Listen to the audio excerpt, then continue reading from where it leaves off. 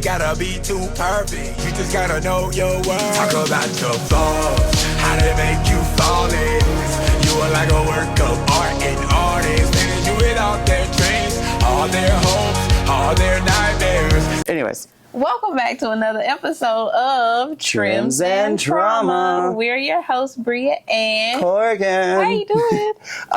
It's been, last week was busy. Last week was a good. busy week. But good. It was good, yeah. Good, yeah. I think even if I'm not having a good day, I just convinced the Lulu comes out. All right. Every day's a good day above ground. And when we above ground, it's a good day. If you laugh instead of cry about it, then you're good. Yeah. You're working on it. Yeah. You're working on it. That's why I have a dark sense of humor. Okay. There's a lot to cry about. But the weather's been lovely. Today it's kind of like a cloudy day, but it's still a pretty day. But I've been enjoying it. It may or may not rain tomorrow. We'll see. If it does, I'm not having a weed eat, but if it doesn't, I'm weed eating. Yeah, it's like 35% is a chance. So in the, story of my lawnmower and 3 gays trying to fix fucking lawn care shit. How many gays does it take? How many take? Yeah, so literally how many? Because apparently 3 is, it takes over a week if you only use 3. If you could get more, maybe it'll take less time. But Bobby looked at it yesterday at the lawnmower while I was in Seneca, and he went through the manual to figure out the exact name of the part. Apparently, you can go call somebody, and they may be able to send you the part specifically. Oh, right? Really? Yeah. And then, but then me and Josh were talking about it. Oh, and then they looked at the weed eater because the whole thing where it pinched me and it came out undone and everything. Oh, dang, They had to take a hammer and smush it back in and get it realigned. So hopefully that's good for next time. We'll see. We'll see. I was about to take E6000 to the bitch. And that's why you don't need to fix it. But I was telling them how I tried to fix it, and Josh was making fun of me, and I was like, listen, I'm a toddler. I will do it. It's not weaponized ignorance. I will try my damnedest to fix something, but I will possibly could break it to fix it. Yeah, right. Trying to fix it the way I know how. So I was telling him all the tools I got out when I tried to fix it, and he was just laughing at me, and I was like, this is proving my point. Right. I tried to tell you. But so hopefully we will have the part being sent. Oh, and then he was telling me, did you know that when you with lawnmowers, you're supposed to sharpen the blade after every use? I mean, that's just like routine maintenance. Like, you're supposed to get your stuff routinely maintenance, just as like your home appliances and stuff. But nobody who does that? Nobody. That's why nobody does it. Unexpected. The expectations are too high. I'm not I don't have a. You're supposed sharpener. I know, right? But you're supposed to technically. It's just like cleaning your clippers after each client. Now so that I'm good about. It's just like that. But I don't get my blade sharpened either. It's like routine maintenance. My shears are so old. Okay. But the last time the guy came, I did try to tell him to do mine, because I was like, they do notice the grooves and kind of clean a little bit and adjust them for you and stuff, get you back right, cutting like it's supposed to. Especially when you're doing it day in and day out. Like, luckily with us, we don't. That's not the only thing we do. Yeah. Right. So it doesn't take as long. When I worked in a barbershop, though, it'd be about maybe once a month, every 2 months, maybe. You pretty much would need it because you're just nonstop cutting hair. And then you also had to change out your blades for your clippers too a lot more often because of that. Anyways, that being said, so hopefully, I'll have that fixed and won't have to kill myself all summer just weed eating 3 hours a day. Right, get back to just a regular mower. Actual mower, that's still, because that's still going to be a lot of work, but just not 3 hours of work. Right. And I'm cool with that. Right, less pressure. Much more cool with that. That tree, I told you last week when we were filming, that tree that got cut down and caused us not to be able to sleep. Early morning, That messed with the boys and me so bad last week. Like, Josh said he slept until 1 o'clock yesterday because he just never recovered from that morning. You never really get that time back anyway. Bobby took off early that night for the same reason, because he had to work until midnight and was on 2 hours of sleep because they started. I think he probably fell asleep around 4, and they started doing that at 7. So it's like, no, but it's done. Right, now it's done. But you never really catch up on sleep like that. That's how. You just gotta keep going. Find it another That was day. me on Saturday. 10 hours on that same head of hair. Then I came home and had to. I spent 10 hours on salt and pepper natural look, which is so much fun for me. It's tedious, but I forgot when I do hyper realistic color changes, transformations, to me, the outcome video is boring because you did your job. You made it look natural. I want big pops of changes in color, not super subtle. I say that when it comes to a video, that's what I want. I want something that's going to be noticeable because I'm afraid I literally just spent 10 hours on this hair. And in person, it looks amazing and we got exactly what we wanted. I'm super happy. But it doesn't translate in video. And it kind of goes back to my issue with like, social media, if you didn't post it, it didn't happen. Right. Or if you didn't get good views on it, did it happen? Right. And to me, it kind of feels like a popularity contest sometimes and not really about how much effort I went into doing the hair and then editing the video and making the post and everything. Like that doesn't... It's not conveyed. It's not conveyed. It's not, but it's the colors where I spent 2 hours on that get the big video, the big likes, and that's the ones I spent 10 hours on and I get nothing. That's true. Yeah. But you got to keep going though. It just got to be there for the portfolio wise for people to come back and see. Because maybe in those videos, like might not get good traction today, but it might pop off another time. Because I say that too. I look on Instagram scrolling through people's work and I'm like, wow, that's like amazing. I know you got a lot of views and it only might have 2,000 or 4,000. Right, and it's I'm like that's not deserving. Right. It doesn't fit the right. Yeah. And you know, and I know that there are also people who do pay for the views and pay for which I will I'm not never, there yet. I do a lot of stuff. I'm not there. I can already say it. Like for me, like I will never do that. I'm not there. I don't want to put money into I don't want to put money into social media. Like, and what I mean by that is directly to Meta or directly to Twitter, because I'm not going to call you by your new name because you don't respect trans people. Anyways, so they're always going to be Twitter to me. I don't blame in that case. Yeah, that's just my own little petty thing with Twitter.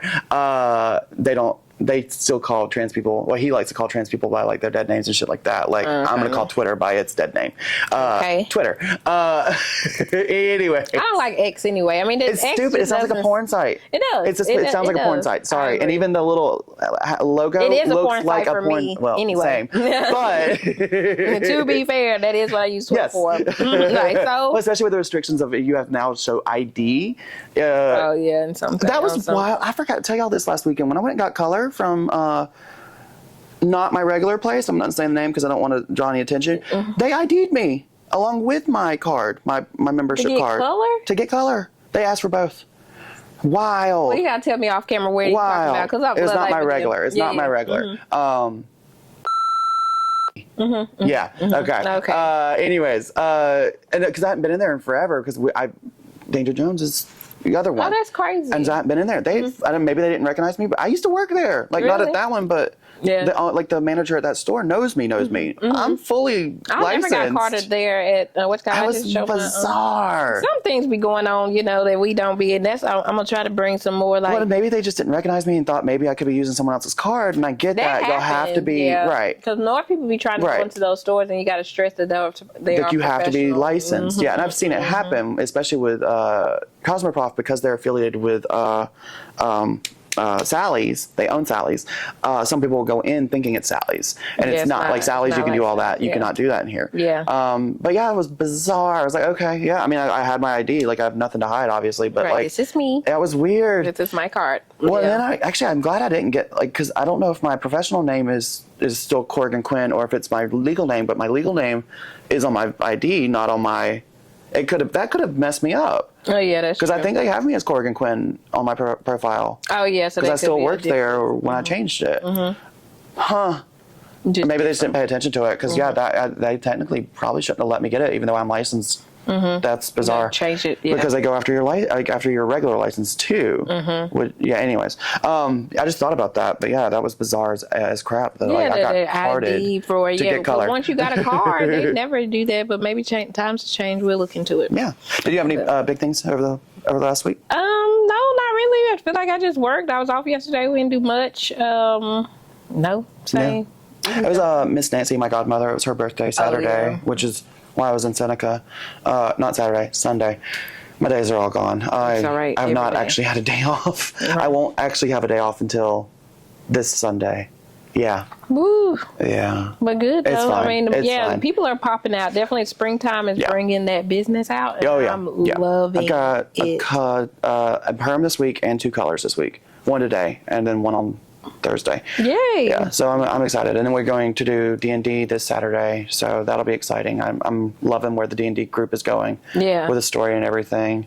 Yeah, that's fun. That's gonna be fun. Got us, and I'm painting to get ready for the vendor event, the vendor venue event, and then so yeah, I'm working on that. I'm actually going to go into it with this time around. I'm only looking at horror moments that I personally love, that are like iconic moments for me, because that's what that's what's going to make me happy and keep me wanting to paint, is doing things that I like and that I want. To just put out, and if someone wants to buy a copy, cool, or a print, cool. But yeah, I'm gonna go, and that's the next thing, is going ahead and getting those done and getting those printed off by the time the vendor event comes around, and hopefully I'll sell something. Oh, absolutely. If not, I'm still gonna keep doing it because it's fun. But I did do kind of like a consultation kind of thing with a guy. His locks are really, really long though. So I was like, but he said he combined his locks. So I was like, yeah, please let me do it. So that might be a thing. So I'm excited about that. I keep y'all updated whenever I do get to do. And we're combining that as Wix, right? Yeah, Wix. Yeah, okay. I just call it lock combination, but they are Wix. He wants Wix. He wants his to be big, because you can combine locks and they not be Wix. They could just be smaller. Or thicker. Thicker locks. So, but he does want Wix. He said he want like 8 of them, but his hair is like down his back.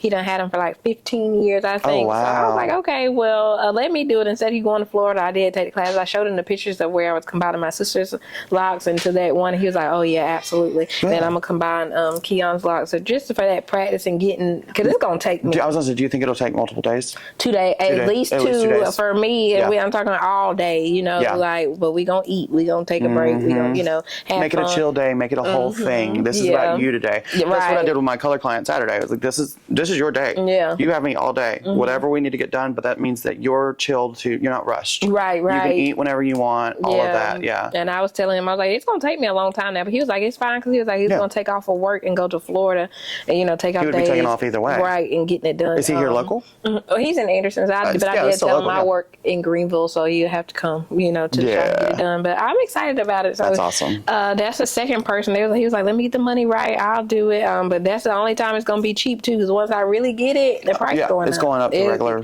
whatever else price. Right, but I like the model. I like getting some models in, because I do like that they trust me. You've got to get those models in the beginning to get the content out, to try and snag some paying clients. Right. It is, and that's a factor of the business. Right. Because you're gonna be doing it forever. Is what people don't. And if you're in a perfect world, it's family and friends who are fine with not charging full price anyways. Friend of a friend. Yeah, he's a friend of a friend anyway, so I don't mind doing it, because I was like, good Lord, but I would find somebody's hair down the freaking hair. Yeah. But my other client that has just the hair on top, that wants to get it done too. So I was like, hopefully he booked before the other guy, so I can get that good practice in. Because I'm like, oh my God. Before going in on the heavy, I love a challenge, but golly, why do I always set myself up? I do the exact same thing though. Hours long, You sink or swim. I'm going to 100% swim. I'm going to swim, but I'm going to to be hurting afterwards, and I'm going to feel every single thing. But I'm going to do it again, and I'm going to do it again, and I'm going to do it again until and then at some point it'll just get, so that's how I look at it. Once I get that one and I do a really great job, that's all it takes for it to be, So I'm excited about that. We're going to get that. We'll see. Stay tuned. I'll keep y'all updated on it. I'm glad Keon bought those locks so I can get back to practicing that too, because I feel like we've had so much going on. I haven't even worked on them. That's been, because even with content and stuff for this week, it's been a busy one. Now, on Wednesday, leading up to Wednesday, I had a lot of new content, but I also was making it a point that week to watch new stuff. This week, I just hadn't had a lot of time. Right. Which I've only got halfway through on, it was not time for that. It's also because I just got to a point where I needed to stop. But Baby Reindeer, I was watching it last night. Reindeer. I watched Everybody's talking about Baby Reindeer. Okay, so, and this is the thing about it. So looking back at it, we're going to jump into it, because that's the big one. Oh, well, hold on. Before we get that is one of the shout outs for the week as far as new content. But the other new content, real quick, we were in the shop and we actually watched the King Richard movie finally. I finally watched it, and that was good. It's really good. That Oscar was Will Smith deserved. did a great job. I mean, Well, and that's the only thing I have to I now put that with that movie, unfortunately, is that's the movie he got the Oscar for after The Slap heard around the world. I still think The Slap is hilarious. I did not cancel Will Smith, personally. I think it was hilarious. Yeah. But I also think it's hilarious that he did that and then immediately got an Oscar like 5 minutes afterwards. And it was like, congratulations. Right, that is true. That is so true. wild. I mean, just watching it, I was like, but his like the role so for good. Richard, yeah. But I was like, that man he really portrayed him very well. Like made you feel like it was real, to talk about. So I feel like he turned those girls into like champions of the world. It was really, really, really good from to Compton watch. to Hi, come on. Hey, We have company. All right. Thank you. Ooh, thank you very much. Yeah, because I'm hungry. They just don't hear. I open. What you want? Are you chicken fan? Oh, I'm hot and cheeseburger. spicy. Yeah, I was like, he said hot and we'll just spicy. fight That's over me. that. Yeah, we'll fight over that later. That's probably yours because I've already. You heard it say hot and spicy. Oh, my Lancer. And he did. Thank you very much. Thank you. Y'all just gonna hear a little chatter real quick. I might edit it out. Maybe not. Maybe not. Maybe it not. ASMR. I'm hungry. Y'all might have heard my stomach growling already. Because I'm hungry. I cannot with you. You are appreciated. Thank you. I appreciate it. Yeah, because I've been going to the gym on empty stomach. My nail is coming off. Ooh. It's all right. They did good. As much hair as I washed, I did try to let them hold on. It's fine. Yeah. It's been a few weeks. Long enough.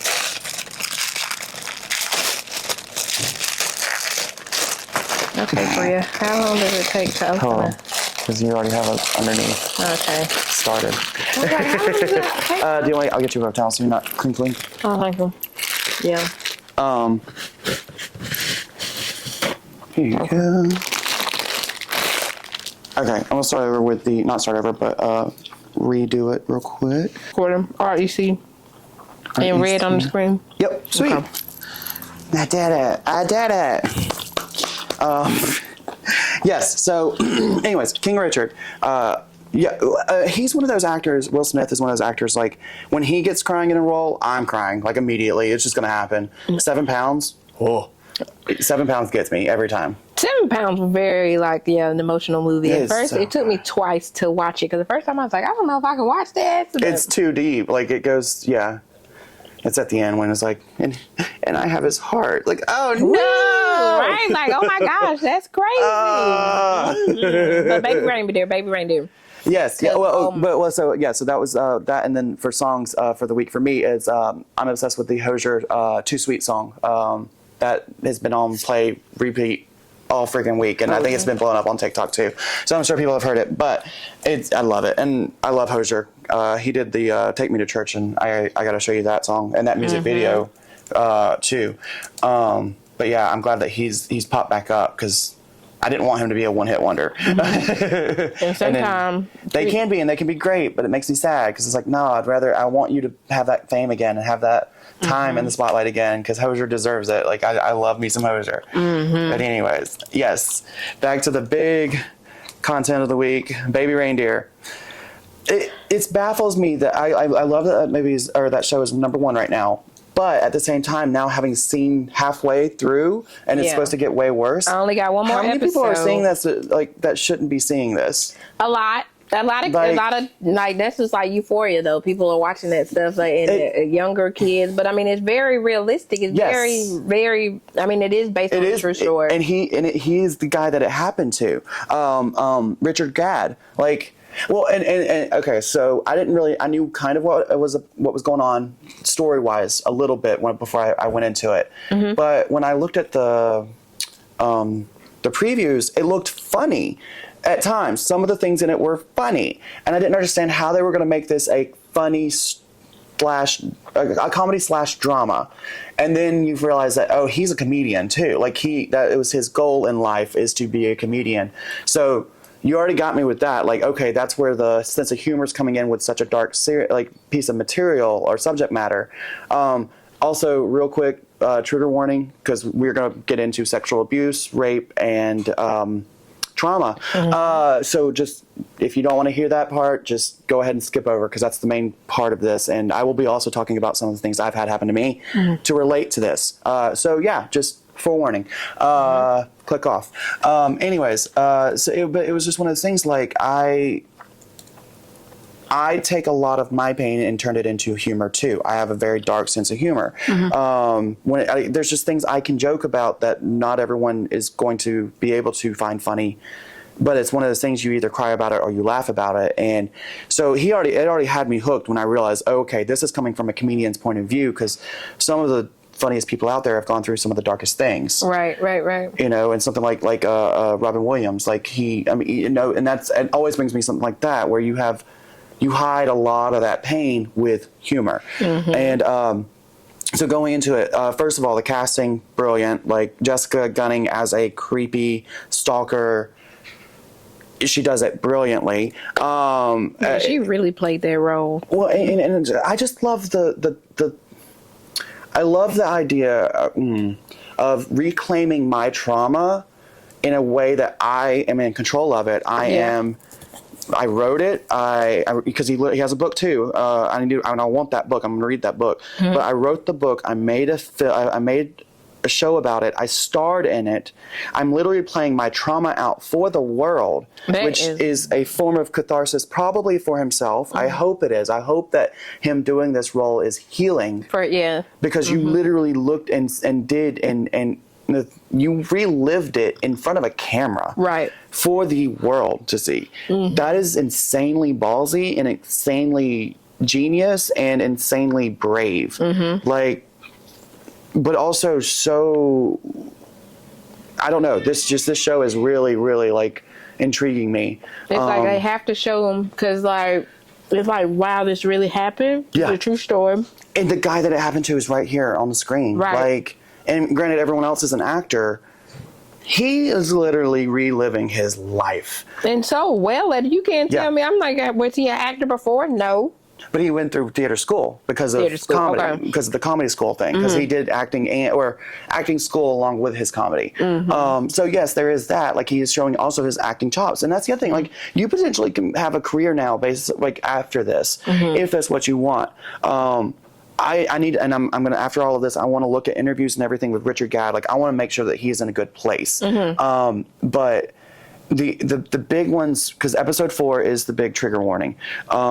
And I got through episode 3 and almost didn't play episode 4 last night, because I was like, I don't know if I'm ready, because episode 4 does beat you down in a way, which is ironic because it's right after she attacked Terry. And I love Terry. Terry, so far, I hope everything happy. I hope that I've made it through the darkest part of the show, but I don't think I have. I don't know, right? I'm hoping that I see some kind of light, so that these people that I've grown to like have happy endings. I need them to have a happy ending. Right. So that's where I'm at in the show, and I'm really, really, really hoping that's the case. Well, I'll catch you up next week, I guess. Right. But because I got one more episode, and I'm just like, goodness, it can't get Well, and then it like made sense the way when he reacted the way he did with Terry, like at first being ashamed and fearful of being around her, because he thought that other people would say she looks like a man, or there he is dating and I'll say a tranny. Unfortunately, that's not PC at all, but that is something I've heard, seen, whatever. That's how people talk. That's the first thing they'll say. When being derogatory, like, and it's that thing, and like. But then you go back, and because you're like, oh, you're a piece of shit, like, kinda, like, you're kind of a piece of shit for doing that. Yeah. But then you see the why, reason. The why. It's always important for me. The why is always so important. Is what I always be hopefully trying to find. It's a legit reason behind it. I mean, well, I say legit. I understand where his self-hatred and his self-loathing and his self-destruction towards his own sexuality came from. Right. Because he's just confused at this point. Because he's like, why am I doing this? Like, where is it coming from? Where'd it come from? Was I already like this, or is it because of the situation that, I mean, it doesn't matter. Was I already sexually flexible, or did he put that in me? When he raped me, like, and that. So that's the big one. That was where it really got me. The act and everything. Watching this episode, Josh was in there and listening for a little bit, and 7 minutes in, I looked. 7 minutes in, I already knew what was going to happen. I already picked on who the predator was and everything, and that the fact that I picked up on it so fast was upsetting to me, because it's like, fuck, you really. It brings out, since everything that happened to me was as a child and his was happening as an adult. I was watching it, realizing like the way that it can affect somebody when it happens at different points in their lives. And not in his differences, mine was somebody that I had to continue to live with and was supposed to be my protector, my parent, where his was a few months of progression into something, and it was also somebody that had power over him, someone else that he felt was protecting him, who was supposed to be looking out for him, trying to work on his career. He thought he was holding it and dangling it over his head. But he was an adult and had made, and so and that's the thing, is like with the different scenarios, he went through his sexual not awakening, it was almost like a sexual punishing of himself. He was punishing himself as an adult in his mid-20s. I did that in my teens and my early 20s, and went through a lot of that a lot earlier in life. Not saying good, bad, anything. I'm not doing that. I'm just saying that that's what happened. When I was listening to him, it was one of those things. I never doubted what he was saying. I thought maybe in the beginning he could be hyperbolizing some of the situations with the stalker. When it came to that episode, and even then, I fully believe everything that he has said. But if there was any doubt, that episode right there, I'm sorry, but you can hear it in his voice, and you can hear it with other victims, the way he talks about it and the way he worded it happened. And the way he dealt with it was similar to how I dealt with it. And so everything leading up to it with the drug abuse and everything didn't get me. What got me the hardest was his response of then going and basically fetishizing his own trauma. He fetishized and was looking at hardcore rape porn. Right. And went into those and went into that, and then was having sex with strangers, and was being abusive to himself because he had just been abused, and he didn't know how to cope. He was taking it back. He was taking it back and said, you know what, at least if I'm going to be raped, I'm controlling the rape. That part, yeah. Which is so, I mean, but that's the psychology behind it. That is something literally I have faced before. And then that big thing of, was I always, for him it was heteroflexible / pansexual / I don't know what he identifies as, but he clearly is cool with all genders. Was that already in me, or did that person put it in me? And if that's the case, am I living my true self, or am I living a self that he made? And how much power am I going to give him? And then that was the other thing, because I had to go through that too with Randy, was I can no longer give you the power over me, and I have to take back my body. That's right. I have to take back my soul. I have to take back myself. Period. Right. And get through that. It hit hard. Yeah. And just, I don't know, I really, really hope that he's doing well, because it's not something that's ever going to leave him. It's never something that leaves anybody who's been a victim of that. It just, I don't know, this show is really, really brilliantly done. And even in the first 10 seconds when he's telling, at the very first episode, and the cop is giving him kind of a hard time of like not wanting to believe, oh, it's a woman harassing a man, that's not normal, it's always man harassing woman. Like, no, men can be fucking victims. Men are allowed to have emotional responses after something like that. Men are allowed to fucking cry. Men are allowed to be sensitive. You were literally groped by a woman you did not want to be groped by, and you were literally afraid to talk about it because you had to admit that you were also raped by a man. If I'm going to because at the beginning, to me, at the very first scene of him saying, why did it take you 6 months to respond or to say something, all I could think, because then it flashes to black screen, was like, what do you mean? The way you just treated me is proof enough of why people don't come forward. That's because crazy. You looked at me like how you're the problem because you sat on it for 6 months. You're somehow to blame, or you somehow deserved it. No. No. But that feeling, that fear of someone responding to me like that is why people don't say anything. I understand. I know, but then it came back to that scene and made it even more deep. Because I had to admit what he did in order to admit what she did. I can't be a hypocrite, and I can't face what he did right now. Especially with this. It was very brilliantly. First, they bring you in on the episode 1, but then they full circle back on around to episode why. 4. Yeah. Because I was wondering, like, not why it took you so long to say something, but everything like, you why see, he was looking like that right. in the moment. I was like, why is he looking like, you know, he don't have an answer? And see, I took it as the face of irony of like, what do you mean? You just, the way you just talked to me is why. But it wasn't. And you came to find out that there were so many layers to it. Right. Like, to this man's psyche. And then it makes the whole Terry situation even more. And I know you know, because you've got all the way to the last episode. But I hope Terry either gets that ass and fucking gets her, or goes to the police for herself, because that happened to Terry, that assault. She can still go to the police. Yeah, I'm not gonna spoil the rest. No, of it. Yeah. I'm like, you can't, because I don't know anything. Yeah, you can't just keep on doing that. It's like, you have cute. to. Yeah, that's very cute. Sorry, behind us, Kat's been making crocheted do-rags that That's are fire. so cute. Shout out to Kat. Also, get on that Facebook and look at her creations. That part. Because I've never seen a crocheted do-rag, so and now that I cute. I like have, the they're colors. everything. This one's for Kiki. I thought so, with the panther The blue and the gray. Oh, yeah, panther colors. Panther colors. I thought so. But yes. But y'all watch it. Get in the comments and tell us what y'all think about it, because everybody's been talking about this baby reindeer, and it's gonna be like shock. It's going to be, But also, if you have experienced anything, be cautious when especially episode 4. Episode 4 gives a warning, and it should be not taken lightly. Trigger because warning, holy shit. warning. Like I had to take a break. I had to take a break from episode 3 after she attacked Terry, and then after episode 4. I had to take a big break, and THCA was involved, and like it just is what it is. Because like that is insane, and we're only halfway through. Right, not done yet, so I'm not gonna spoil it. But y'all get down here in the comments and talk about it, because. And if you do need help with anything like that, if you've experienced anything like that, please, we'll have the numbers. We've had them before. I'll pop them up. We'll pop them up again. Please reach out. You're not. You never deserve that. Right. It's never your fault.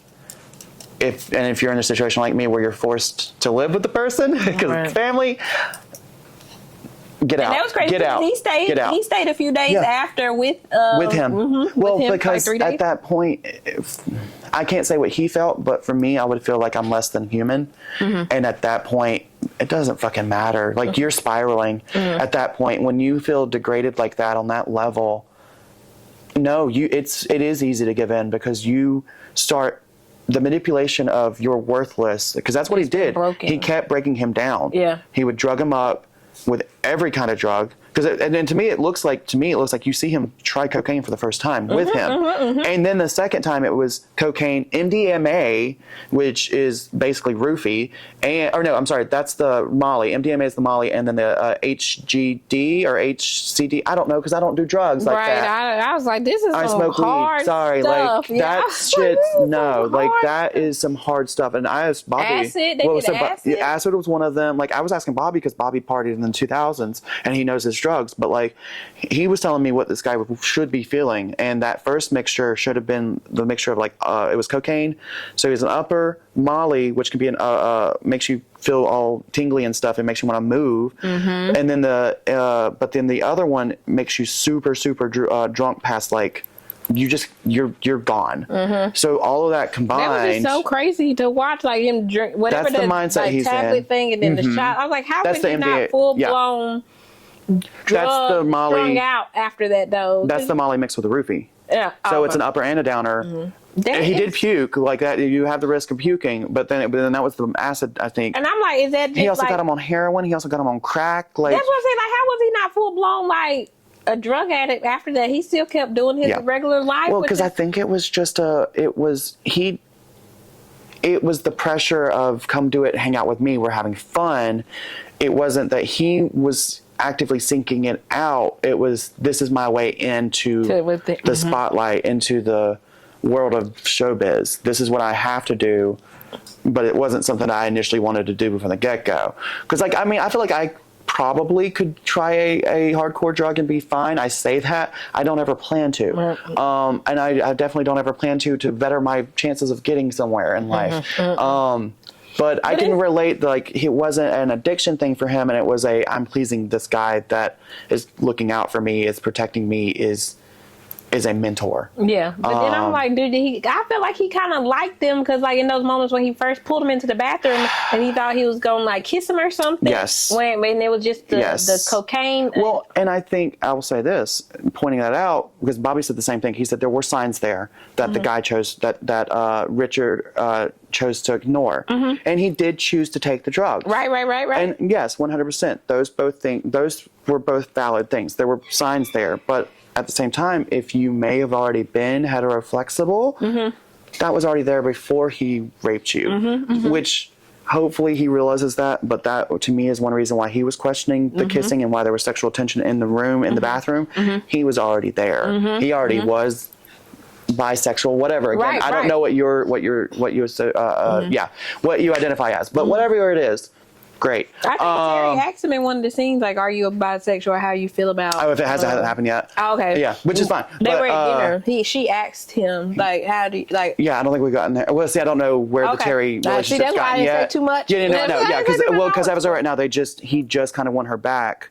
Okay. After the failing comedy routine and everything, and then she got immediately attacked by keep going, by Martha. Keep watching. We're gonna talk about it full blown next week. Then. Yeah. So I'm hoping that I really, really hope that their relationship survives through this. But anyway, I'm not to the end. So say, but they do I talk really, about really it. hope. But yeah, that's the thing. Like, I think that was always there. I don't know if he even knew that was there, but unfortunately, he experienced his sexual revolution in the absolute worst way possible.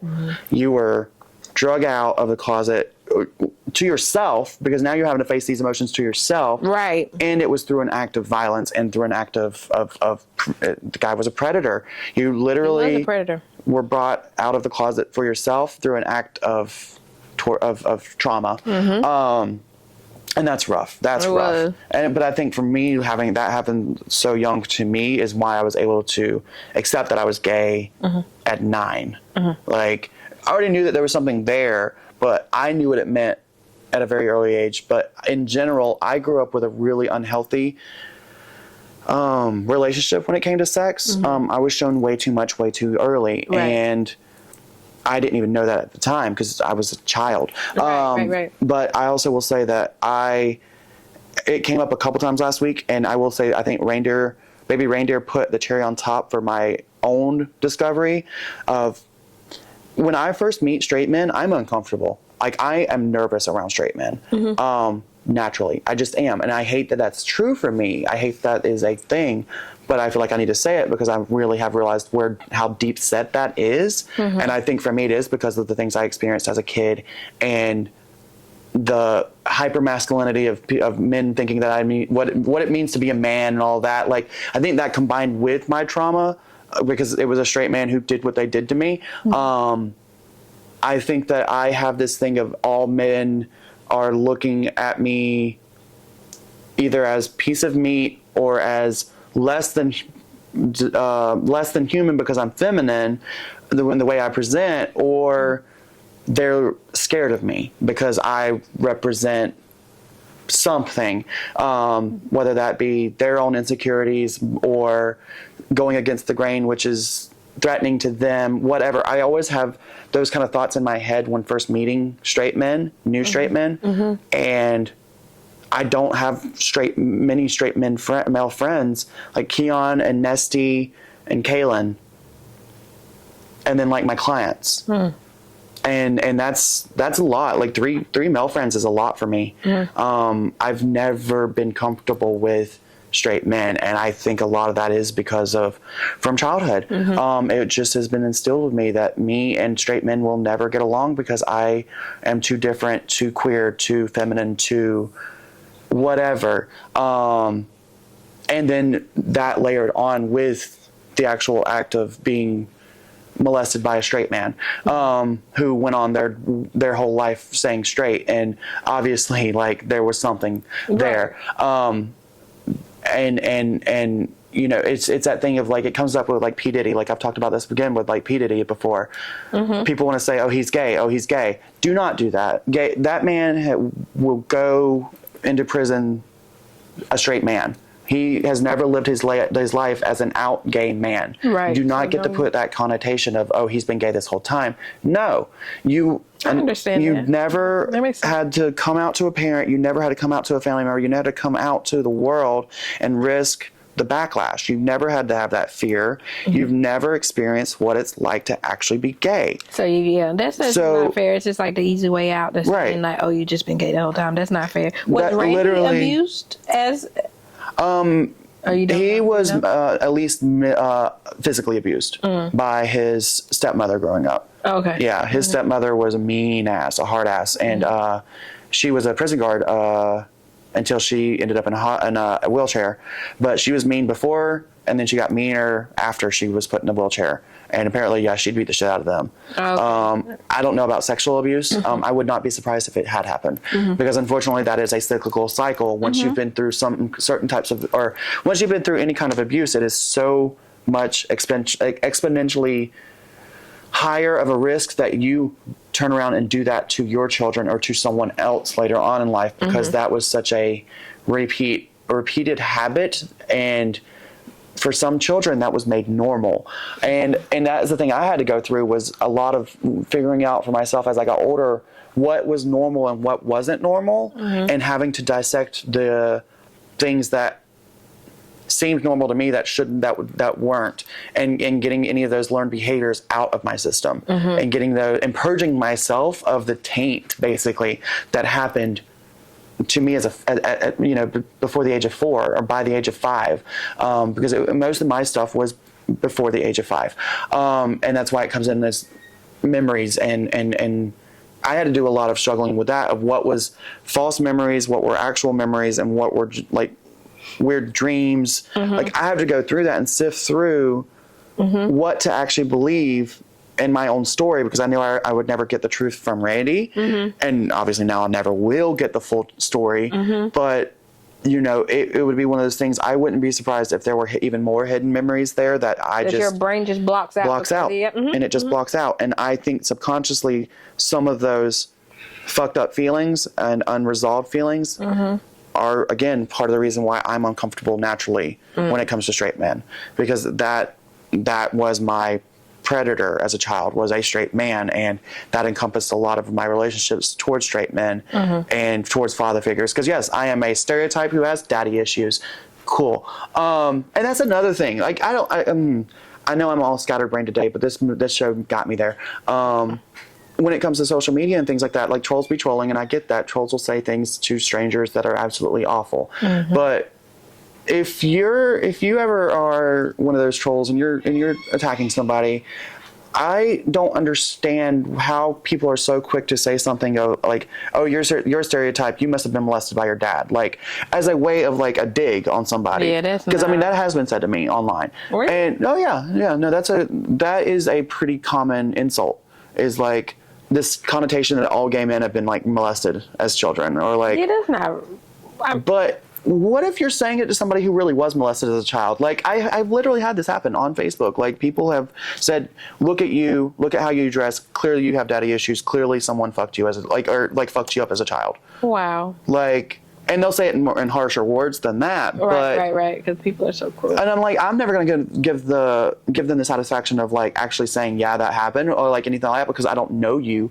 And like, I'm giving this information out on the podcast in a safe space and to viewers that I hopefully appreciate me the way I appreciate them. But I'm not going to have those kind of conversations with people I don't know and don't like. Right. Like, so that's not any of your business. But yeah, no, you can. It sucks that you can look at me say that that's a stereotype of someone who's been harmed as a child, and it be real, and it be actually fact. Like, that's kind of fucked up. Whether or not I would look like this or have whatever feelings I've had and expressing myself, I don't know if that would have still been true for me if I wasn't molested as a child. But I think it's fine. I just don't understand why you're attacking somebody for expressing themselves. But the way I choose to express myself may have something to do with my childhood. It may not. I don't know. I'm not the psychologist. Should probably go to one. But we'll see.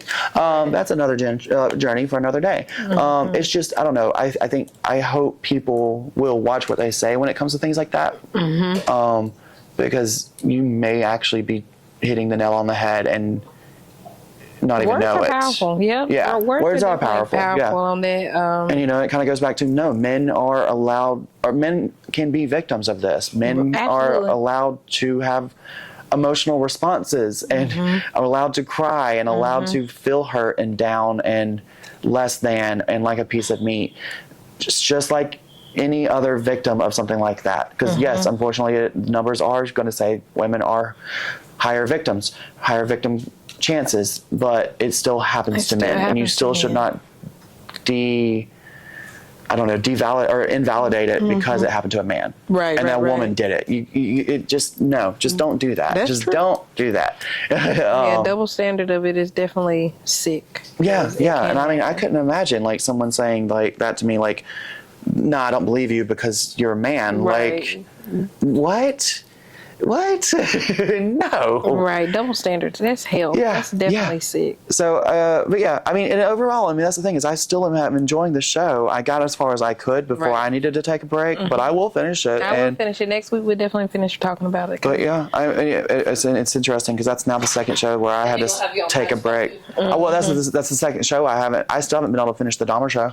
Oh yeah, I didn't. And I got to Tony. did. Tony, I watched Tony, and I took a break and never picked it back up because the break was necessary because of what that episode, Tony's episode. Holy shit! But this is now the second show that has made me literally pause from like I need a break, like I need a timeout. I'll come back to it later. Right. So It's congratulations! so intense. Right? Yeah, So congratulations, intense. Richard. I have thoroughly been enjoying your trauma. Just as like I hope the viewers have been enjoying mine. And I mean that's the other thing. Like I love this person because he really is taking his humor and getting through his trauma with humor. And I really hope that he sees the gold mine of material that he has in front of him. And that sounds fucked up, but I think humor comes from some of the darkest places, and he now has a plethora of a giant pool of darkness that he can now pull from and hopefully heal from while also benefiting financially, because I think he deserves it, and he seems actually genuinely funny. So go check it out if you are in a good mental state. It's kind of like the Bo Burnham special. Make sure you're in a good mindset before you pick it up. And yeah, take that viewer's warning to heart because it was needed.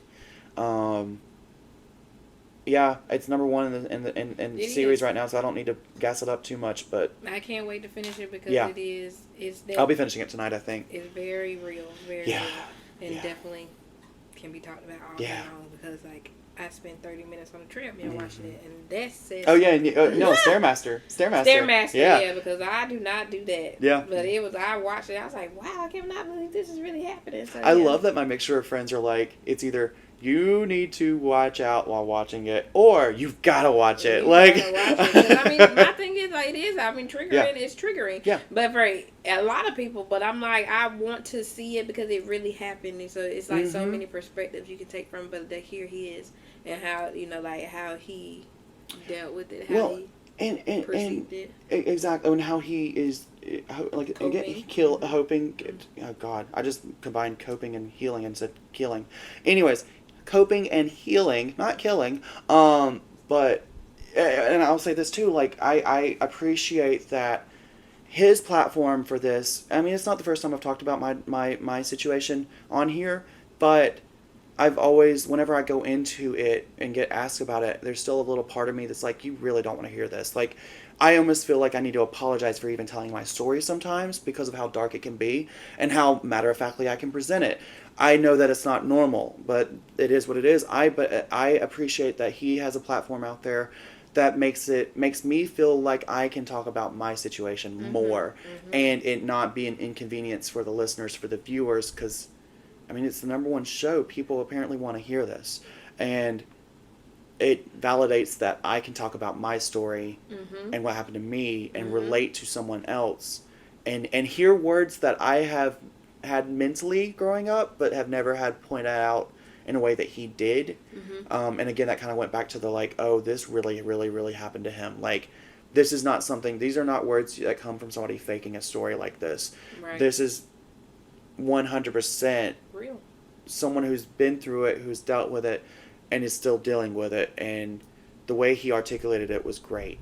But it hurt. Like, it hurt hearing it and hearing that through someone else's experiences, knowing that you can relate in a lot of ways. And at times it was like, oh, this is like hearing it looking in a mirror and hearing the same thoughts being said that I've had towards myself. Mm-hmm. In some things, again, like me and him went through it in a different time and a different scenario, but I definitely had that self-destructive sex was like only there to be a physical relief or outlet mm-hmm. and nothing emotional. I didn't want anything emotionally attached. And there were, and to the people I dated in my early teens or not early teens, but my late teens and early 20s, some of y'all, I'm sorry, because like I was going through a lot and didn't even know I was going through a lot. Mm-hmm. And I've grown a lot now, but there was times where I was very emotionally back and forth with people and they didn't know why. It is because I was still trying to make sense with myself mm-hmm. while also trying to build a new connection with somebody else and trying to sell the best parts of myself. Oh, yeah. While not even feeling like the best parts of myself were even true mm-hmm. because I hated myself so much. Mm-hmm. Like, it's just, I don't know, it just, that, like I said, that was the part in the show that really got me even more than the actual act. Mm-hmm. Was how he was coping and how he was destructive. And I mean, when it comes to self-harming, like that was another thing that was I physically punished myself for 5 years. Mm-hmm. And have the scars and will always have the scars, but now I'm not afraid of them. Mm-hmm. Now I don't fear them and now I don't hide them. Now I accept them for what they are mm-hmm. and take them along with my journey and along with my path because that is me. These are a part of me and mm-hmm. I see the beauty in them because mm-hmm. I made it through it and I didn't die. Okay. But it's just, I don't know. I hope he's doing well. Mm-hmm. Before I get too emotional, let's probably wrap it up. Right. Yeah, no, because I still have to be on for clients, and I'm not gonna let it. Yep. Mm-hmm. I hope he's doing well. Yeah. And yeah, he made a great show and a great piece of art from his trauma, and that's inspiring. Yeah. Because we do it every day. We can do it too. Yeah. We got to do it. You got to do it because it's not going to be like swept under the rug or, like people don't care. It doesn't go away. A lot of people, Yeah, it doesn't go away. You just hopefully adapt with it mm-hmm. in a way that's not destructive. Right.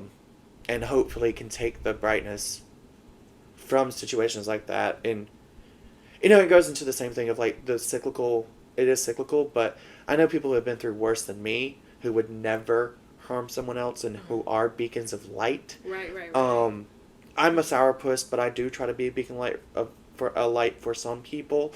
Mm-hmm. A lot of times I don't know when I'm even being a beacon of light for people, but I'm glad that I can be. Okay. That's right. Because it can help someone else. It does help going through something mm-hmm. else like that. And I think that's one thing I can appreciate from the show too, is it's still showing those little beacons of light that he doesn't even see in himself. Right. Those little quirky, funny moments that he has that like someone like Terry can appreciate. Mm-hmm. And even Martha, because even he had with Martha, the fact that he said she finally was somebody I wanted to see me the way I wanted people to see me, mm-hmm. and that's why they were a perfect, chaotic combination. Mm-hmm. It's that same thing of narcissist meets an empath. Mm-hmm. That combination is so destructive and so perfectly connected. The pieces fit so perfectly. That's what the two of them were for each other. Mm-hmm. And that's why it took over 6 months. To say something. Mm-hmm. Anyways, I hope that y'all have a good week. Right. Check out Baby Reindeer. Watch it. If you mentally can handle it. If not, no shame in that. I still haven't done 13 Reasons Why. And this is probably a good example of why I probably shouldn't just now, right now. It will get better. It can get better. And for anyone who needs to say that or hear that, it does get better. Mm-hmm. And yeah, I hope he's in a good place. Same. But we'll be back next week, you guys. Yes, with the update of the last half. And that's right. Yes. And have a good week, you guys. Bye. This has been another episode of Trims and Trauma. Bye. Bye, for real. Bye. Cut the camera. Dead ass. Tears have been shed officially on the podcast. Oh. Dang, I don't know how much of the end we didn't give it. It's okay. We'll fill it in with mine if we need to. Oh, we will. That was really good, Corey. You ain't gotta be too perfect, you just gotta know your worth. Talk about your flaws, how they make you flawless. You are like a work of art and artists, and you without their dreams, all their hopes, all their nightmares.